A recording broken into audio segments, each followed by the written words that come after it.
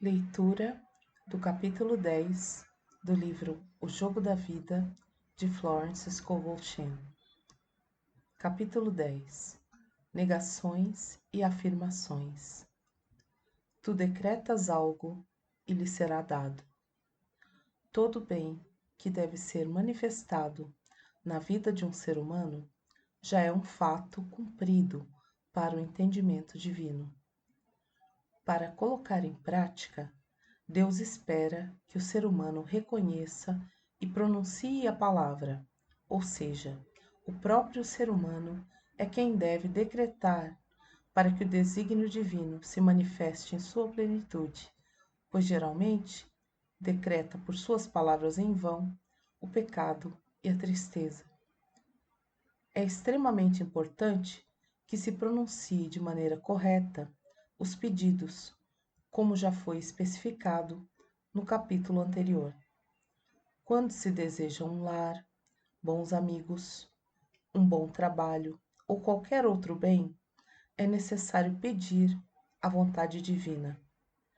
Por exemplo, Espírito infinito de Deus, abra os caminhos que conduzam a meu verdadeiro lar, a meus verdadeiros amigos e a minha verdadeira posição.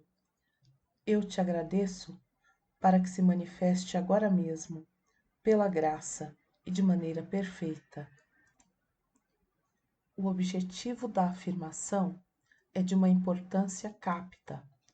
Vamos ver uma prova disso. Uma de minhas conhecidas pediu $1.000. Sua filha foi vítima de um acidente e recebeu $1.000 de indenização. Ou seja, ela recebeu o que havia pedido, mas não de maneira perfeita. O pedido deveria ser feito da seguinte maneira: Espírito infinito de Deus, eu te peço que os $1.000 que me pertencem por direito divino sejam liberados agora mesmo e me cheguem pela graça e de maneira perfeita. À medida que nossa consciência da riqueza se desenvolve, é conveniente precisar que as grandes somas de dinheiro que nos pertencem por direito divino cheguem até nós pela graça e pelos meios perfeitos.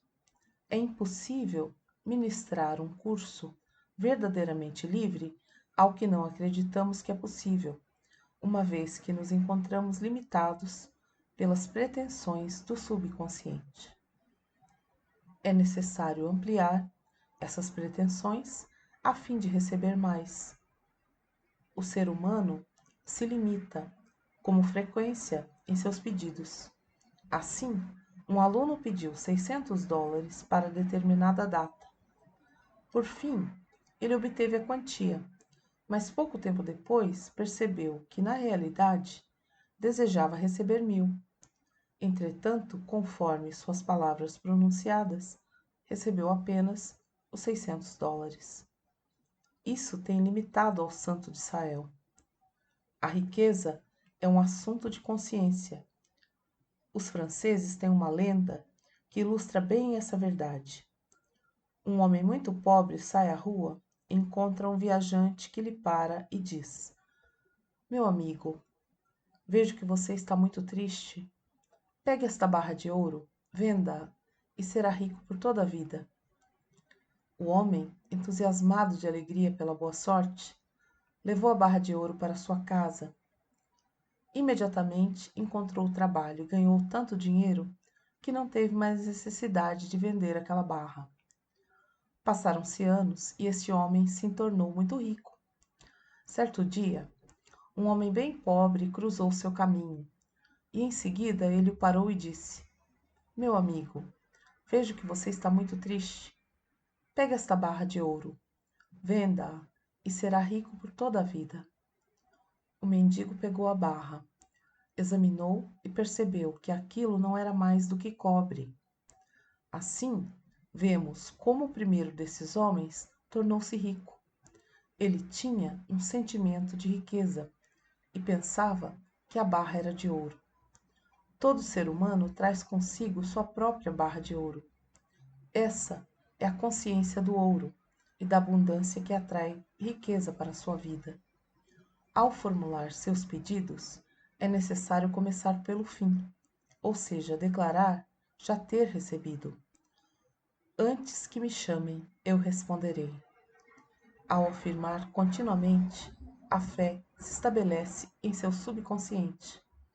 Não é necessário repetir uma afirmação se não tem uma fé perfeita. Não se deve suplicar nem implorar, mas agradecer constantemente por aquilo que já recebeu. O deserto se alegrará e abrirá como uma rosa. O fato de alegrar-se enquanto ainda estamos no deserto, estado de consciência, abre os caminhos da libertação. A oração dominical é, por sua vez, um mandamento e um pedido. Dai-nos hoje o pão nosso de cada dia e perdoai as nossas ofensas, assim como nós perdoamos a quem nos tenha ofendido.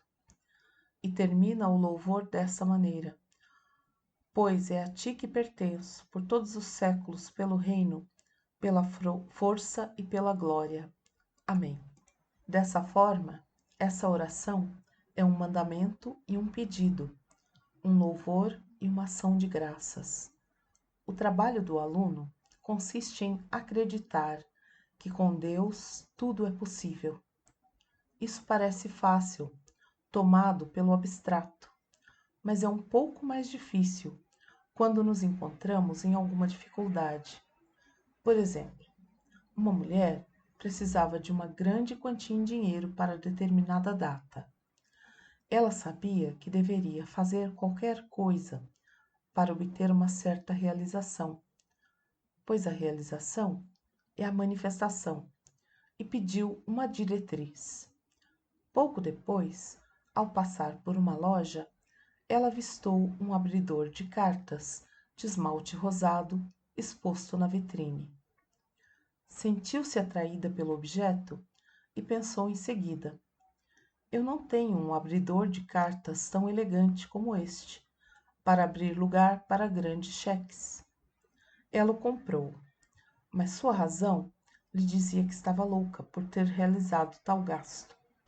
Entretanto, quando o teve em suas mãos, ela viu a si mesma, dentro de sua imaginação, abrindo um envelope que continha um expressivo cheque. Algumas semanas depois, efetivamente, recebeu o dinheiro de que necessitava. O abridor de cartas de esmalte rosado foi a forma pela qual sua fé ativa pôde ser colocada em prática.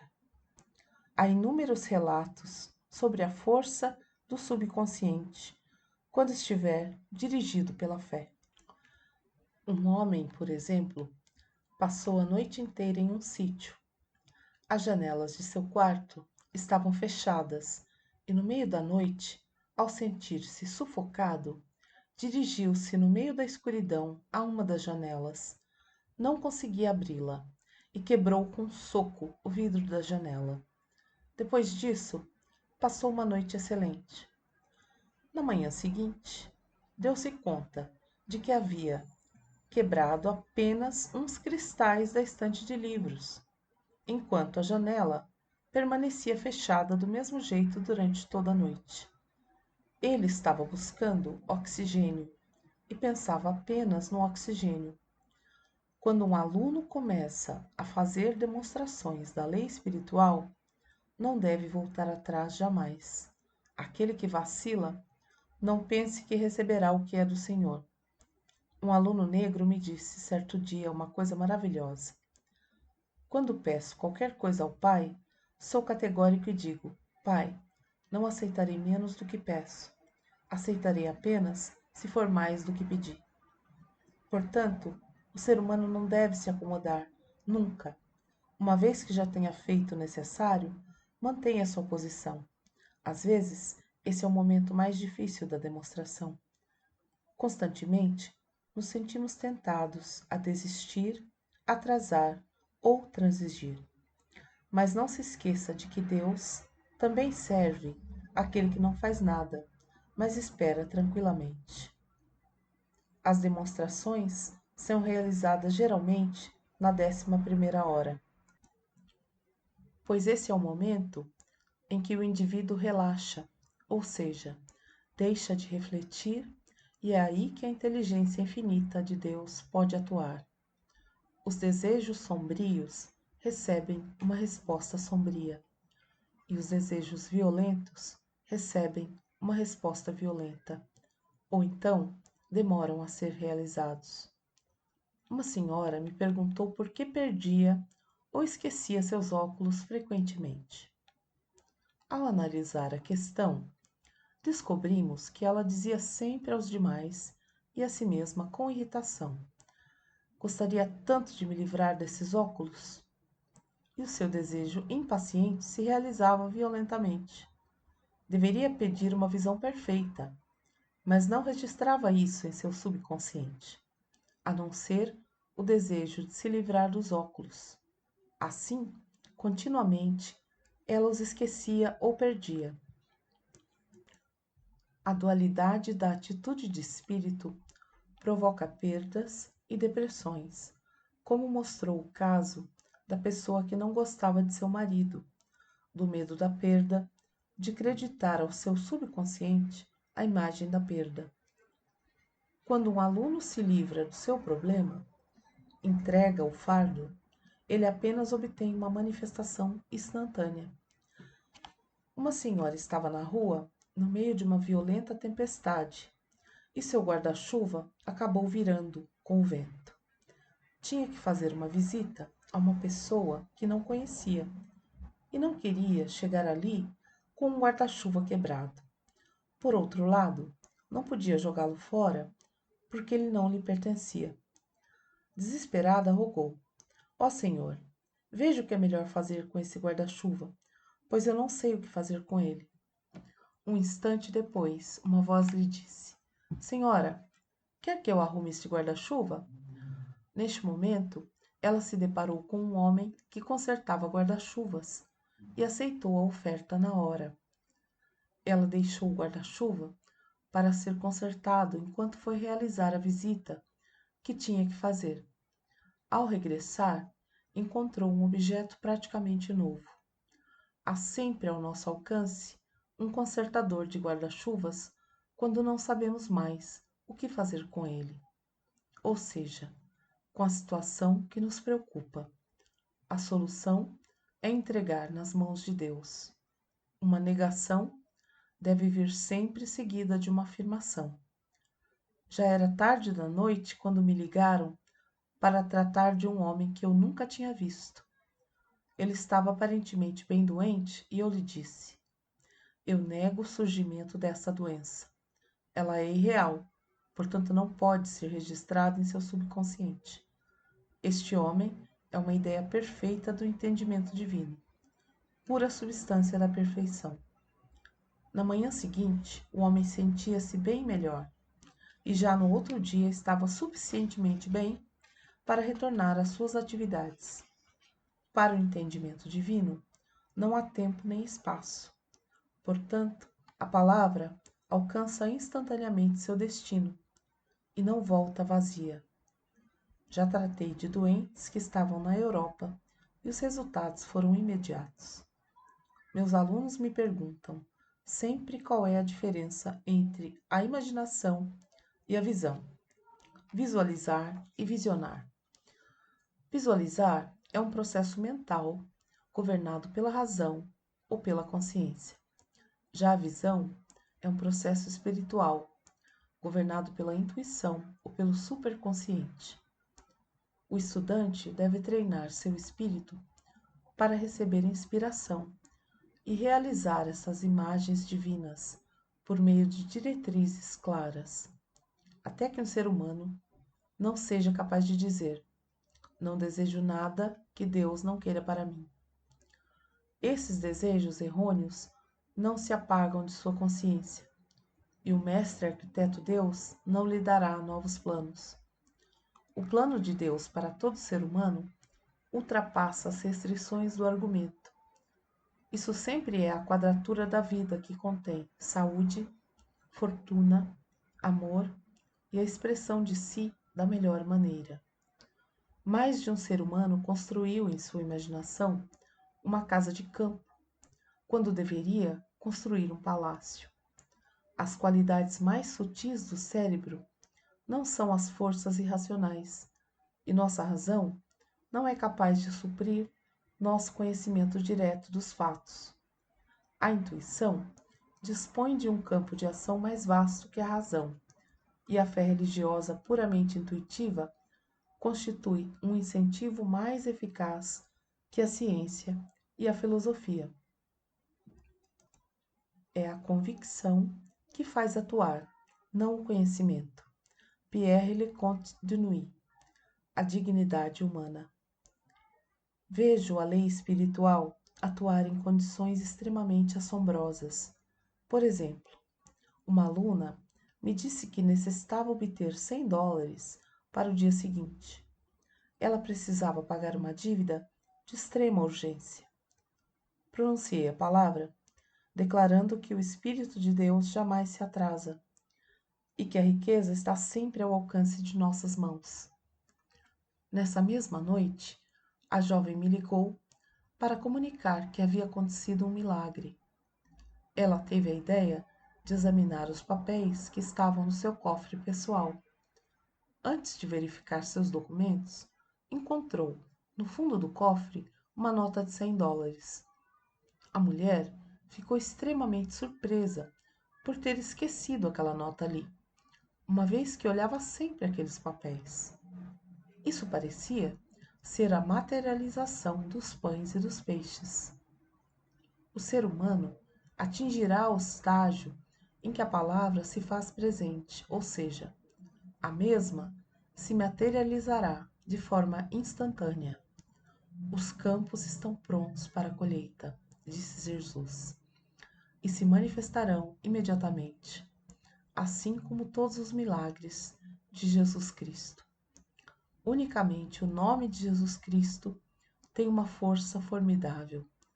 Ele representa a verdade manifestada, e assim declarou: E tudo que pedirdes ao Pai em meu nome, eu o farei, para que o Pai seja glorificado no Filho.